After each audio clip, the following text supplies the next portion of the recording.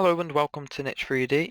So, last episode we did this little block out. Now there was no commentary because I didn't have a microphone then, but I do have one now. So basically what we did is, this is what we call a white box or a block out, depending on who's teaching you, I guess.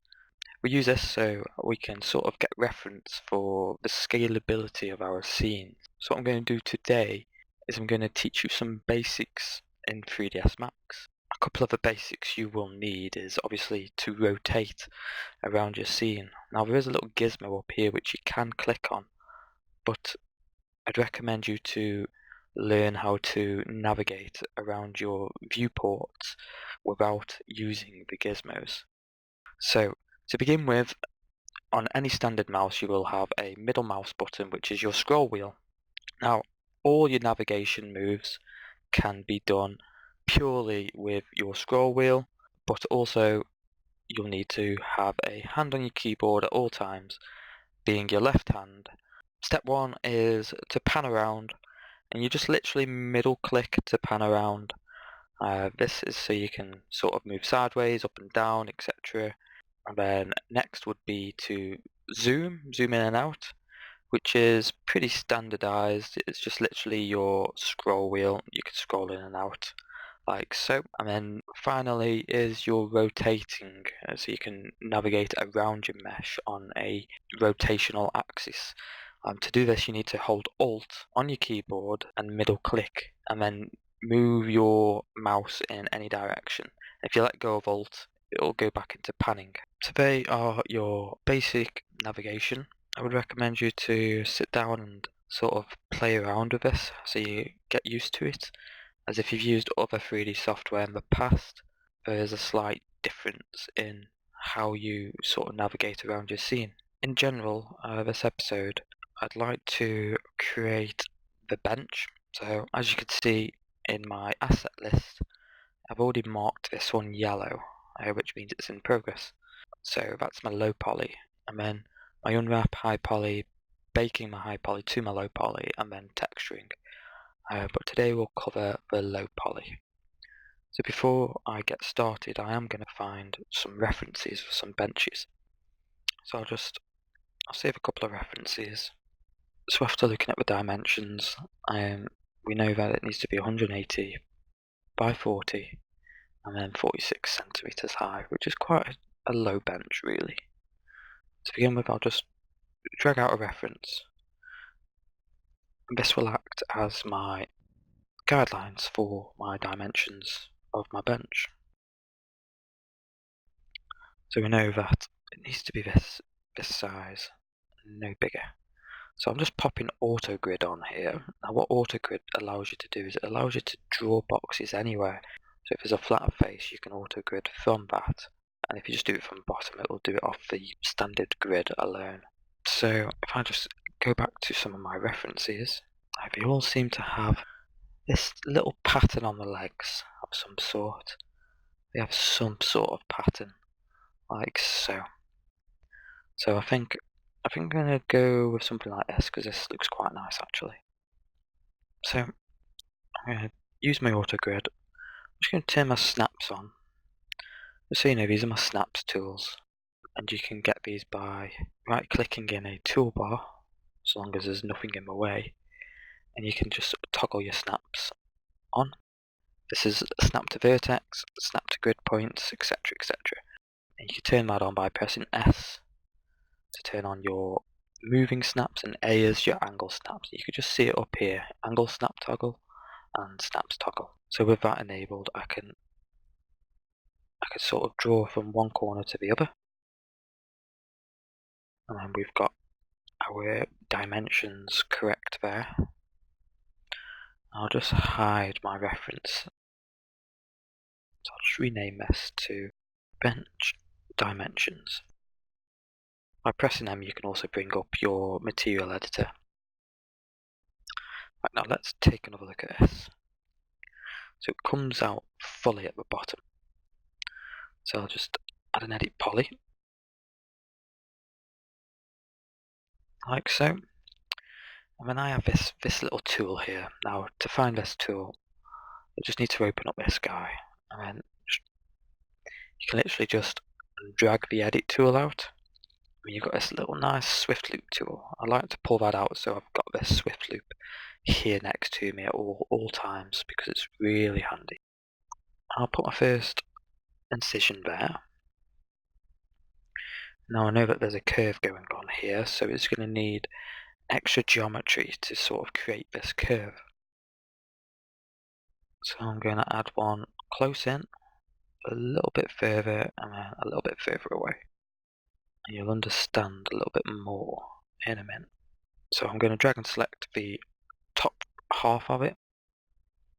Now these I know need to be in, because it comes in itself there. So I'll go to my scale tool and make sure I've got the standard scale, because it scales uniformly. And I'll just bring that in, I don't know, by 25%. And I can grab this next one and do the same with that, but not quite 25%. And then same down here. And by doing that, I've created that little curve, which you can see here. Now, you may want to mess around and adjust them. Like, I'm just going to bring that down ever so slightly, and bring them 2 up. Also, with the Swift Loop tool, what you can do is, if you hold Shift, like if you just watch here, if you hold Shift, well if you don't, and you do that, it just adds a loop. But if you hold Shift, it will average it out for you. So this is really useful when you want to add that extra geometry, but it's based on the previous angles. So for instance here, it will sort of try and compensate for the opposite 90-degree angle. So you wouldn't want to do a shift one there. Maybe here. And I'll just put a standard swift loop there. And then I'll go into my scale mode, which is R. I'll just scale that in ever so slightly to create that nice fluid curve. Next we've got this little section here. There are many different ways we can approach this. Now this next part is where it starts to get a little bit tricky, because we want to create this little shape in the middle. Now how I'm going to approach this is I'm going to use something called booleans. I'll just apply that material onto it. I'm going to make sure that there's no extra height segments, because we don't want them. Also we could see that it is well, is it central? Now it is. Probably don't even need 18 sides, we'll have something like 12 sides. And then essentially what you can do is you can shift and drag it, which will duplicate it. Now we've got something a little like that. We may want to move this down slightly. 4.5 radius. So we'll want it 4.5 high. That way it's sat directly on the bottom. Same with this, we'll keep this 4.5 radius. And with this we can turn on snaps and just align it with that there. Obviously we know the height is correct as well. I'm just going to duplicate that by holding shift and dragging. I'll create another copy and I'll align it to that one as well. I'm going to go into our create panel, into geometry, and under standard primitives we're going to select compound objects. And in here there's a little tool called ProBoolean. Now what we want these to do is we want these to union with each other. So we just pick union and we can start picking. What it does is it merges all these meshes for you. This will actually add a modifier to it, which is your ProBoolean. You just want to collapse that to editable poly, like so. Before you go ahead and sort of boolean this out, we have this little point here, which can get a little bit messy. So what we're going to do is we're going to grab them, I'm just going to pull them down, and then all of these here, I want to collapse them. There's still 3 vertices selected for some reason, but we'll collapse this side as well. We'll do it again. I'll just do it once more over here. until we have one vertex. We're going to go back to our box. We're going to add this ProBoolean to it again. This time we're going to do subtraction. We're going to pick that and it's going to subtract it from it. Now we have that shape, which we can see here. Probably needs to be ever so slightly bigger. So I'm going to move my pivot point so it's at 0 on the z-axis, which is your up axis. And then when I scale, it will scale from that point. I'm just going to scale it up a little bit more because it's not quite there. Using our ProBoolean, we can remove that. And we have something like so. You want to collapse that back to an editable poly. But if you look at what's happened, we've lost a lot of our data. So we've lost all of these edge loops going around, and it's created what is known as a n-gon. So an n-gon is a face or polygon which has more than 4 sides. Now you want to avoid polygons at all costs. So what I'll do is I'll actually go and grab that line. I'll delete that because I don't want that one. Using the cut tool, I'll sort of cut from there to there, like so, just to create these quads.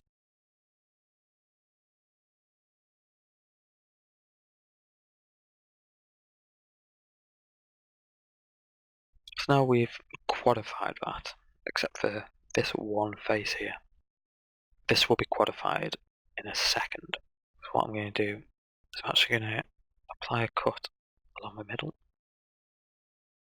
I'll just have that going all the way around, like so. I'm just going to grab half of it. It doesn't matter which half. I'm just going to delete half of it. And these vertices here, all of these vertices, these all need to be at 0 on X. So I'm actually going to scale them all in, just on the X. And we have something like that. Next I'm also going to select the loop going around this. And I'm just going to connect this as well. I'll just add a edge loop going through, hit the tick box. And then going into one of your other panels, going into polygon mode, you can select half of it. Like so, the half you haven't already corrected, delete that, and you will be left with something like this. So here you can do, so we can symmetry it that way, and then we can add another symmetry, but go and give me Z direction. I want to flip that. No, we won't. This might happen to you, and basically what that means is you just need to move it along a little bit, like so. There we have it. We have one of our legs.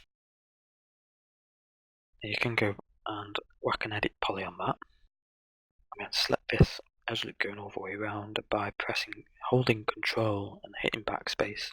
You will delete the whole loop going around. And that still fits within our dimensions. Now, the only thing we need to consider is there is actually a top on this bench. We just need to bring that down ever so slightly. It doesn't have to be too much. Approximately by 1.5 centimeters. So we'll bring it down to 44.5, which is about the thickness of a bench seat, or 2 centimeters. So just going back to my reference, we can see that there's a bar going through here. There's like a little stud there.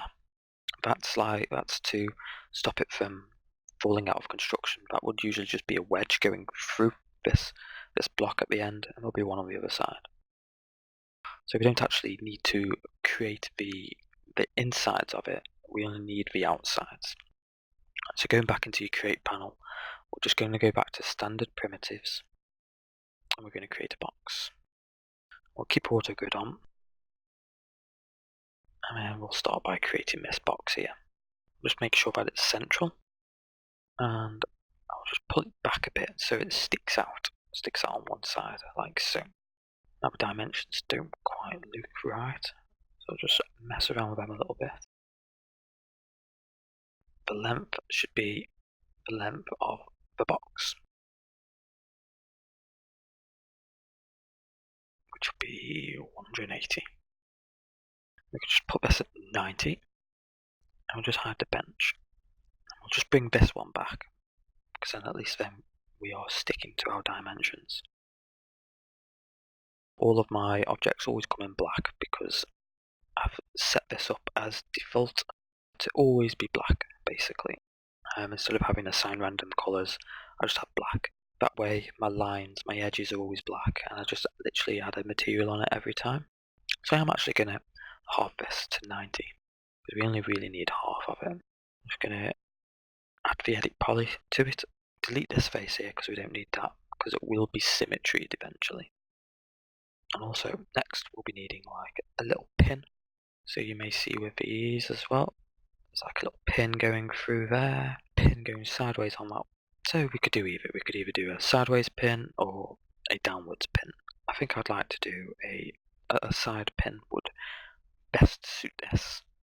So I'll just create another box. This box needs to start here and sort of go through there. Now these dimensions are way off. Just make sure that I add my material to it. Also, I'll just make sure it's central. And whatever faces you are not going to see, for instance, like this face here, you want to remove that because you'll be texturing things which aren't actually there. So I can see that the pivot is on the edge, so I can just literally snap that to this here, like so. And now I can sort of mess around with the dimensions of it.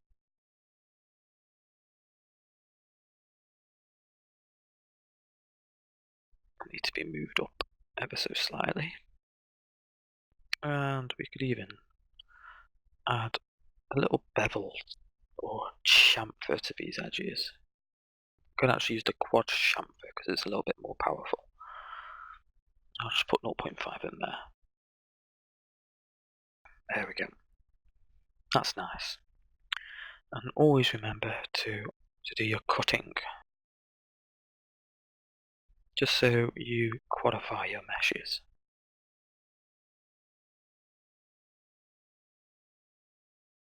Rather than doing the other side, I'm just gonna mirror it over. So again, I'll go into edge mode, select one of these, hold shift, select the ring, just connect one, and going into face mode, I'm just going to delete half of it, and I'm going to add a symmetry to it, just flip that. Now it's quadified on both sides then. Now that's done, our next step is the bench top. Bench top is probably the easiest part. We know that this is the bench dimensions. We'll do that, and the height will be like 2 centimeters, which is what we said before. We just need to lower this by 2 centimeters. Also, the width is going to be 19 centimeters. And going into our hierarchy, we can affect the pivot. We'll just snap it to the side of it like so. Turn affect pivot only off, and then we can snap back to the edge there. If we just whack a material onto that, and we've got one of our panels, and delete half of it again. And what we can do is we can actually go and attach this top panel. Just turn attach off, and we'll add a symmetry. We'll just flip that. Now we've got 2 slats going along like so. And you may notice that on a couple of these images, it's coming through the top. You don't have to worry about that. That would be done through textures. But to sort of replicate that there is 2 panels, we are just going to make a very small edit to this. So we're just going to go back to our edit poly. We'll turn off this, which shows the end result. I just want to add a loop here, for instance. For some reason it's not going through all of this, whereas it should be. So I'll have them there, which should be there. I'll select them all, and I'll just do a quick weld by 0.01. In fact, 0.1, like so. I'll just control delete that. We have that there, which shouldn't be there. You have two edges there. Two edges there. You don't need to be there. And now it should. There we go. Right. So we know that it's around that thick in terms of the top section. We're just going to do that and then go into vertex mode and just grab these two and just lower them slightly, like so. Now when we symmetry it, looks something a little bit like that. But because we are going to be mirroring this bottom, we don't actually need that to be that long, so I'll just snap that to there. And I'll grab this face here, delete that. You'll have symmetry there, and I'll have another edit poly above that. And with this edit poly, we'll just attach this and attach that. And we have a final symmetry, which will be on our z-axis. If you just open up the actual section, this should be at 0. I'll just double check the references. Now, as you can see here, it's a lot thicker than we've made it. What we'll do is we'll go back to this edit poly here. We'll do it using vertices, so that way we can grab all of this here and sort of lower it all together, so we don't have no overlapping geometry. Now with symmetry put on, we actually have our cool looking medieval bench.